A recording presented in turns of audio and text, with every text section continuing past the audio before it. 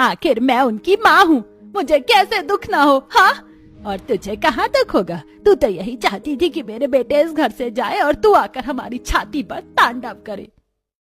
ये आप क्या कह रही हैं माँ जी? भला मैं ऐसा क्यों करूंगी? क्योंकि माँ जी को तुम्हारे बारे में सब कुछ पता है निर्मा भाभी। हम जानते हैं कि तुम जैसे गरीब लोगों की नीयत कैसी होती है। इसके आगे निर्मा उनसे कुछ नहीं कह पाई। गंगा के दोनों बेटों का बिजनेस विदेश में था और छुट्टियां खत्म होने पर दोनों ही वापस विदेश चले गए। निर्मा को इस बात का अंदाजा हो गया था कि अब उसके पति और देवर के विदेश जाने के बाद उसकी देवरानी और उसकी सास उसे चैन से जीने नहीं देगी। फिर अगले दिन सुबह, मम्मी, पापा कहाँ हैं? मैंने सब तरफ देख लिया लेकिन पापा मुझे नहीं मिल रहे हैं। दुखी मत हो स्नेहा बेटा, जब तुम सो रही थी तब पापा काम पर चले गए और उन्होंने कहा कि वो तुम्हारे लिए वहाँ से एक बड़ी गुड़िया लेकर आएंगे। चलो अब जल्दी से नाश्ता कर लो, स्कूल भी तो जाना है। किसी तरह निर्मा ने अपनी बेटी स्नेहा को बेहाल लिया और फिर उसे नाश्ता कराकर स्कूल छोड़ने चली गई। घर आकर निर्मा ने देखा कि उसकी सास और देवरानी गुस्से में डाइनिंग टेबल पर बैठी हुई थी।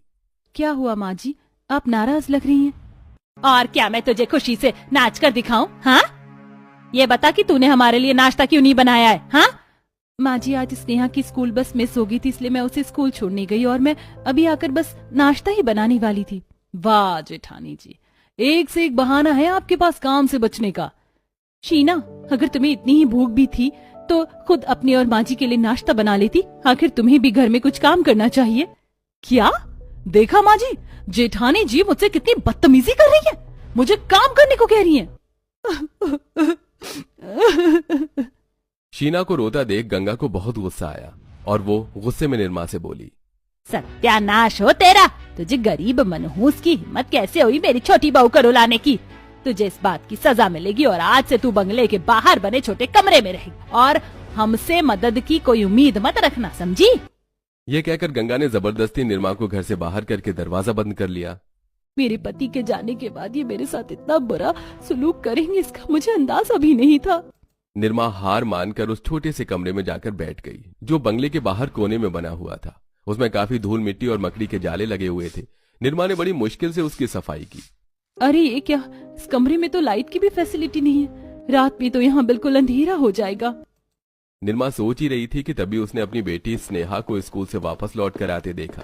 उसने जल्दी से स्नेहा को आवाज लगाई और उसे उस छोटे से कमरे में बुलाया। मम्मी, किसका कमरा है और आप यहाँ पर क्या कर रही हैं? बेटा, आज से ये कमरा हमारा घर है और हम दोनों यहीं पर रहेंगे।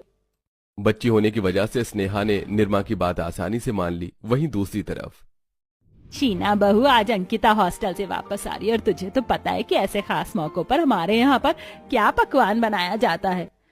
हाँ माँ, मुझे पता है, मैं ननद जी के लिए बढ़िया सी चिकन की डिश बनाऊंगी। गंगा के परिवार को चिकन खाने का काफी शौक था। हर 2-3 दिन में उनके यहाँ चिकन बनाया जाता और जब आज गंगा की बेटी अंकिता घर आ रही थी तो ऐसे में वो चिकन खाए बिना कैसे रह सकते थे। शीना जल्दी से अंकिता के लिए बढ़िया सी चिकन डिश बनाने रसोई में चली गई। आज तो मैं इतनी टेस्टी चिकन डिश बनाऊंगी कि सब लोग उंगलियां चाटते रह जाएंगे। कुछ ही देर में शीना की चिकन